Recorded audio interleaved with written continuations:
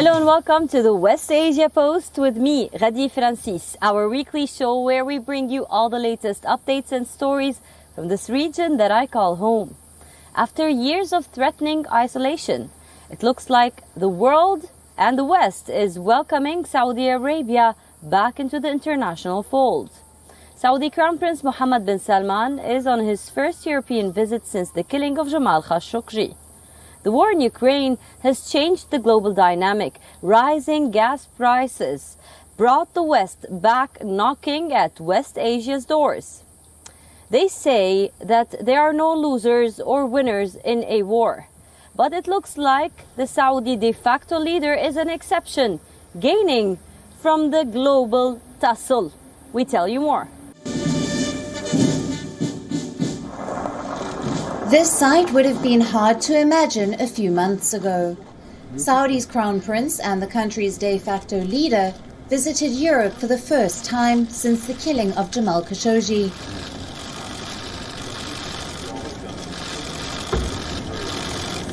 In 2018, when the Washington Post journalist was brutally murdered and dismembered inside the Saudi consulate in Turkey, the West vowed to isolate Riyadh. It promised the country will pay for its human rights abuses. 4 years later, the same leaders are bumping fists, shaking hands with Mohammed bin Salman. What has changed in this time? The global dynamic. The Russia-Ukraine war has once again turned Europe's eyes towards West Asia, specifically Saudi Arabia, the world's biggest crude oil exporter. It's a simple game of give and take. What the Crown Prince wants is international recognition, a rehabilitation as it's called, and Europe needs oil. Their man for the job is French President Emmanuel Macron. After Merkel's retirement, Macron emerged as the face of the Union. He engaged with Putin before the war, hoping to avert a conflict.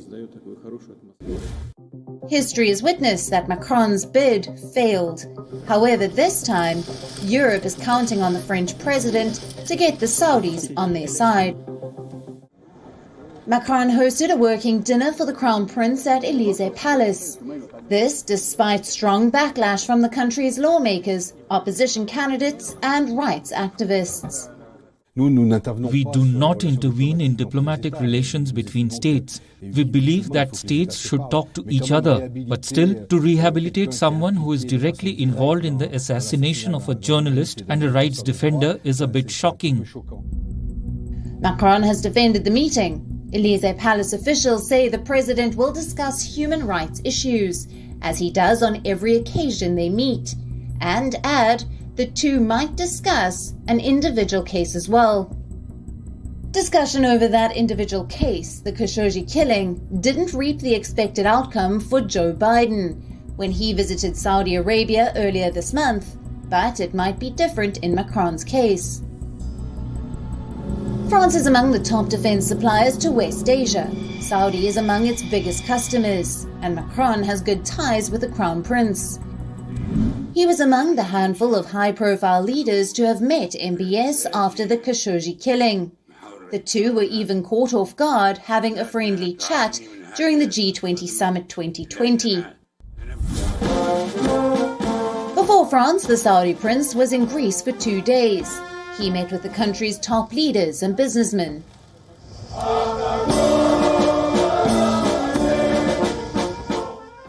Signed a flurry of deals in energy, defense, and maritime transport, food production, and even the cultural sector. I promise you that when I come to Greece, I will not come empty-handed. We have a lot of stuff that's going to be game changer for both of countries and also for the whole region.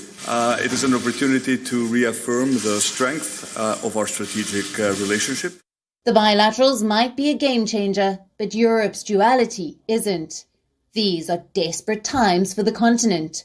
Winter is coming. Russia is showing teeth, and maybe sticking to its self-acclaimed high grounds might not be the best bet. West Asia Report, WION, World is One.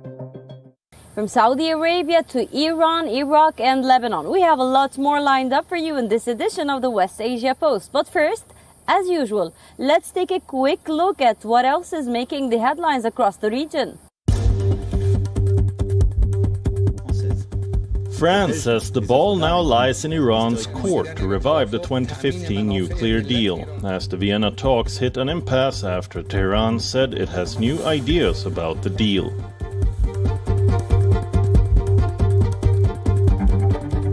Lebanon's prime minister says the Beirut port silo stands at a risk of collapse after a recent fire at the grains storage site. Officials have advised people to wear masks and stay indoors. Israeli defense forces demolish houses of 2 Palestinians suspected of killing an Israeli security guard in a West Bank settlement back in April.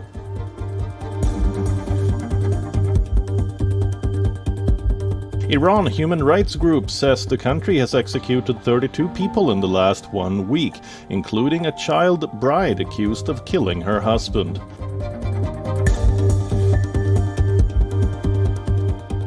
Saudi Arabia reveals the design of its futuristic sustainable city with a 170-kilometer-long mirrored skyscraper in the middle of a desert.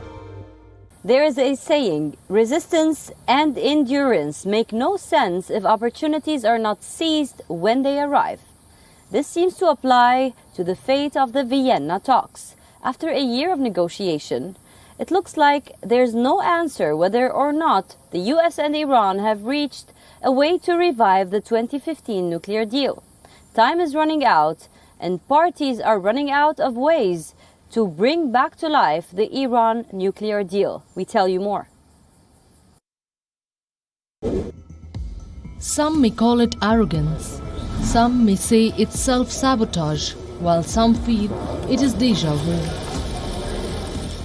15 months have passed since Iran and European countries began negotiations over restoring the Joint Comprehensive Plan of Action.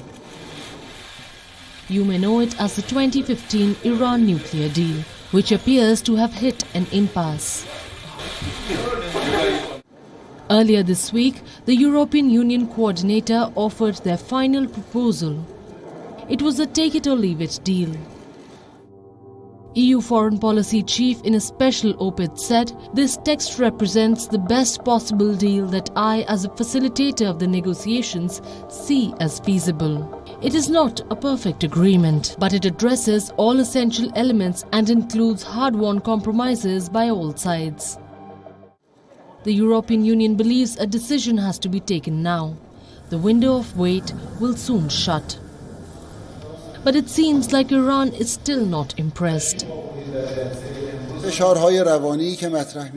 The Americans put psychological pressure on Iran. They make unilateral demands about what the Islamic Republic of Iran should do. They say Iran must make a decision quickly, and time is running out, and Iran must respond fast. In reality, the Islamic Republic of Iran will not act emotionally or hurriedly.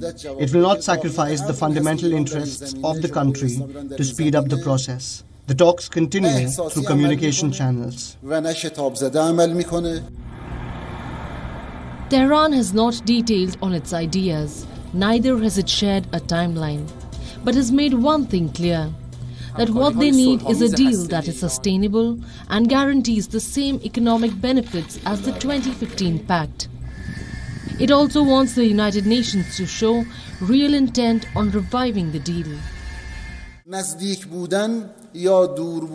Whether we are close to or far away from a deal depends on political decisions by the American administration. The Islamic Republic of Iran certainly thinks about a deal and is interested in a deal in near future. On one hand, there are stalled talks. On the other is a constant back and forth with the United Nations nuclear watchdog. Tehran says the International Atomic Energy Agency's cameras will not be turned on until the nuclear pact is restored. In June, Iran took down 27 agency cameras from undisclosed sites. They were installed as a part of the nuclear deal and passed by the IAEA board. They were placed with a name to censor Iran. The same camera screens have now turned black. Iran has pulled the plug. staying true to its pattern of gradually abandoning the JCPOA curves a year after the former American President Donald Trump walked out on the deal.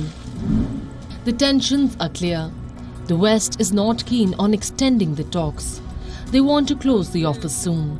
Tehran, however, wants a revision, one that suits its needs and demands. Washington officials watching from afar conclude that reviving the deal seems highly unlikely. West Asia Bureau, WION, World is One. From Tehran to Baghdad, where hell broke loose in the Iraqi parliament earlier this week. Defying the police, bearing the attack of water cannons, thousands of Sadrist supporters stormed into the high-security green zone. They wanted to make a point that they want a government with no foreign interference and that they want a leader, not a stooge. We bring you the report.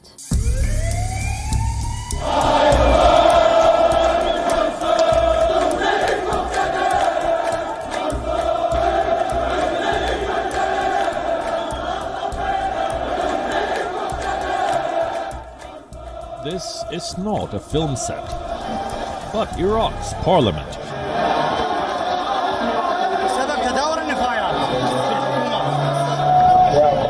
Thousands of protesters barged into the country's green zone, waving flags, shouting slogans and holding posters of their leader. These are supporters of former Prime Minister Muqtada al-Sadr. And this is their way of protesting against the opposition's prime ministerial candidate. From the dome of the parliament, we are the Iraqi people and we don't want you Maliki. We don't want you Al-Sudani. We don't want any of those people. Maliki, why are you sticking to the government? Why is he still here? You should collect your stuff and leave the country.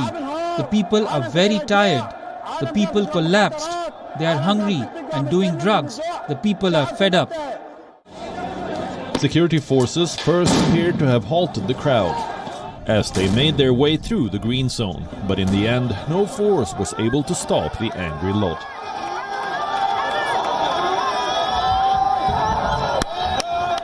No lawmakers were present at the parliament when the chaos unfolded. The police fired tear gas. They responded to the use of water cannons. Even the current Prime Minister, Mustafa al-Kadhimi, called on the people to leave the complex.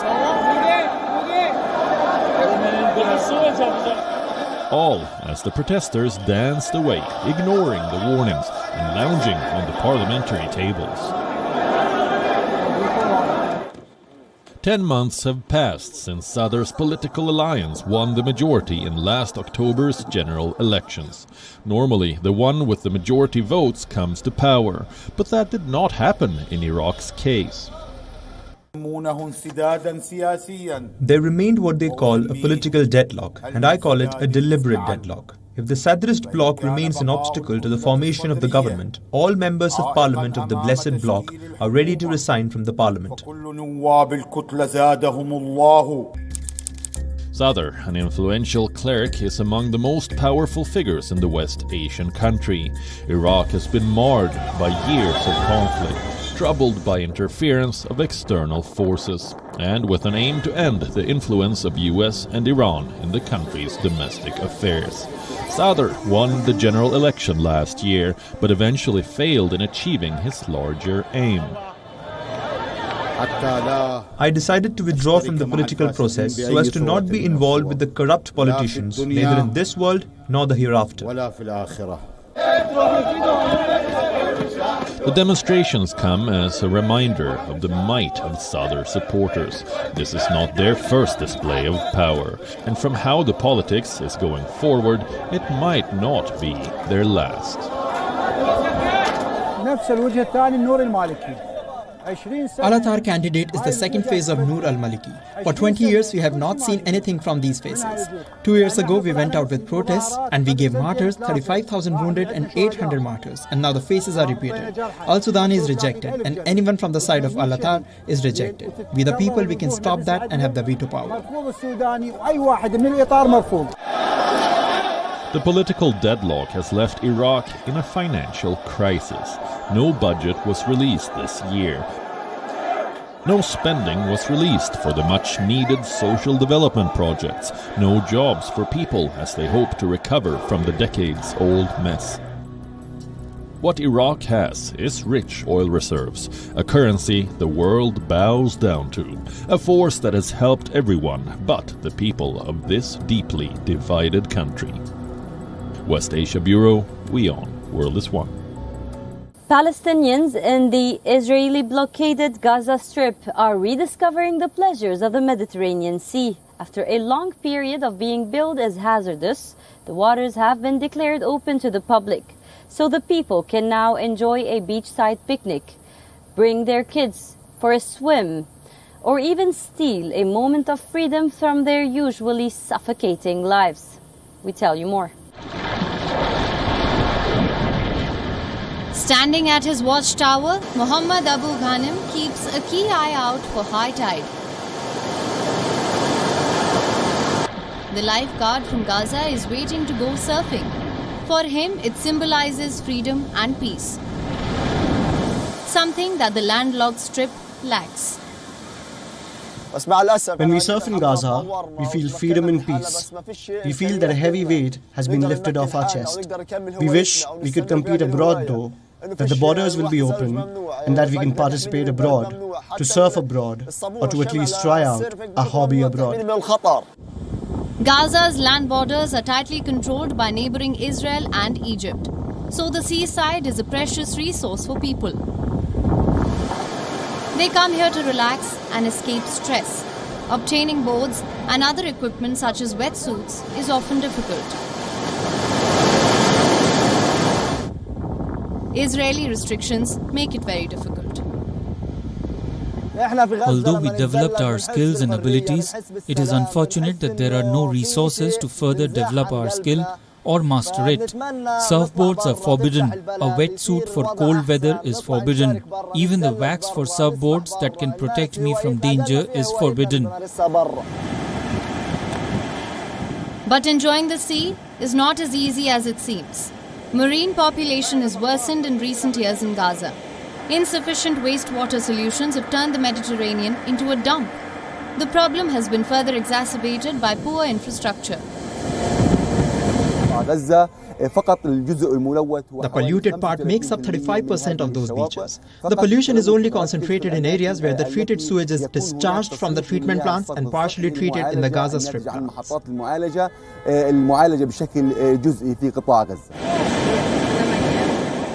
But recently, the marine water quality has improved. Authorities say a long period of hazardous marine pollution has ended. 2/3 of the enclave's beaches are suitable for swimming. So the beaches are proving to be a refreshing solace for Gazans. I came here to the sea with my children, grandchildren and my daughter. A week ago, I was also here on the beach and our children were swimming. And we felt that the sea has become cleaner. Surely we will come back every week.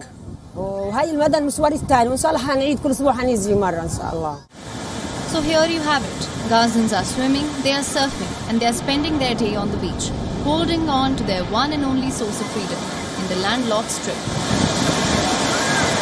West Asia Bureau, WION World is One. After being touted as the pride of Turkey, the boastful project of President Erdogan, the Anka Park has now become a testament of the government's wastefulness. How did this multi-million-dollar amusement park become a waste dump? Our next report tells you more. In the Turkish capital of Ankara stands a defunct amusement park. The giant dinosaur structures that are now broken.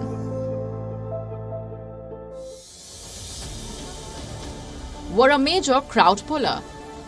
It was once a place full of giggles and laughter.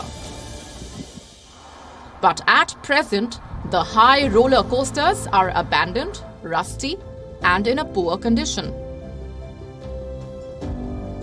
This is the Wonderland Eurasia, previously known as Anka Park. President Recep Tayyip Erdogan opened the 1.4 million square meter theme park in 2019 ahead of the capital's municipal elections. It took 6 years and $801 million to build the complex. Anka Park was supposed to pull in $10 million annually, but as fate would have it, Erdogan's AK party lost the municipality elections in the subsequent vote, and the operator was forced to shut down the park a few months after the polls. The reason? Political turmoil, low footfall, and piling debt. And the once touted biggest theme park in the region became collateral damage. The capital city's opposition party is now using the state of the theme park against the Erdogan government. The CHP claims the structure is a symbol of the government's wastefulness. Ankara's mayor says what Turkey needs right now are social development projects, not a Disneyland.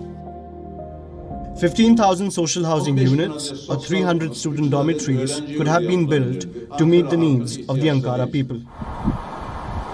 Earlier this month, after a 2-year-long battle, the transfer of the park was given to the CHP. Mayor Yavaz says he will soon hold a poll to decide the fate of the park, while the municipality looks at other development proposals. The people will make the decision. If they say rip it down, I will rip it down. Will you carry out a poll? Of course, I will carry out a poll. It is theirs after all, not mine. I don't have the authority to decide.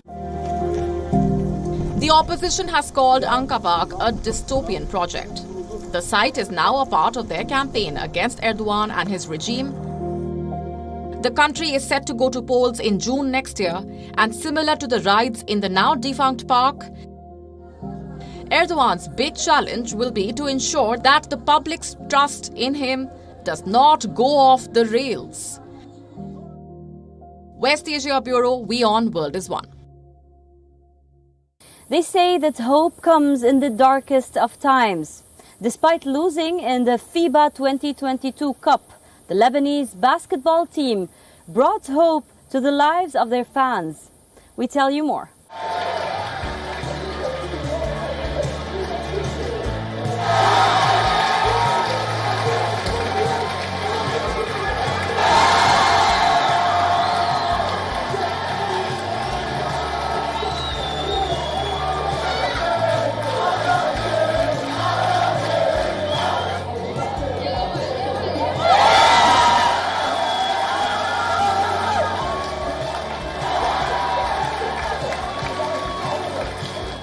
This is something important for Lebanon. It's empowering for Lebanon. It encourages us to improve our basketball game and forget politics.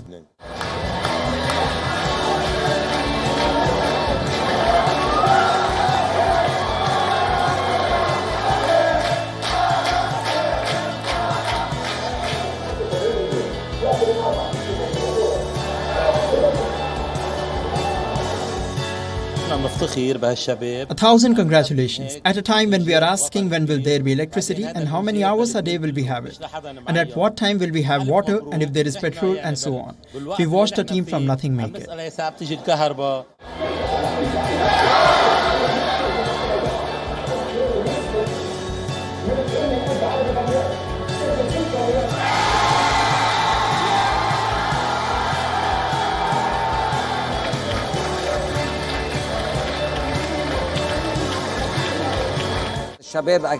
These guys without a doubt fought until the end, and they made a heroic comeback.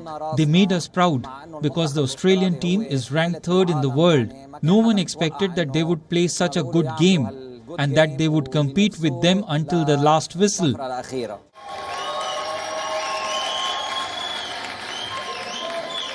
That's all we have for you on this episode of the West Asia Post. I will see you next week with a brand new lineup, bringing you more stories from the world's most volatile region. Until then, stay safe. I am Ghadi Francis, and you're watching WION. World is One.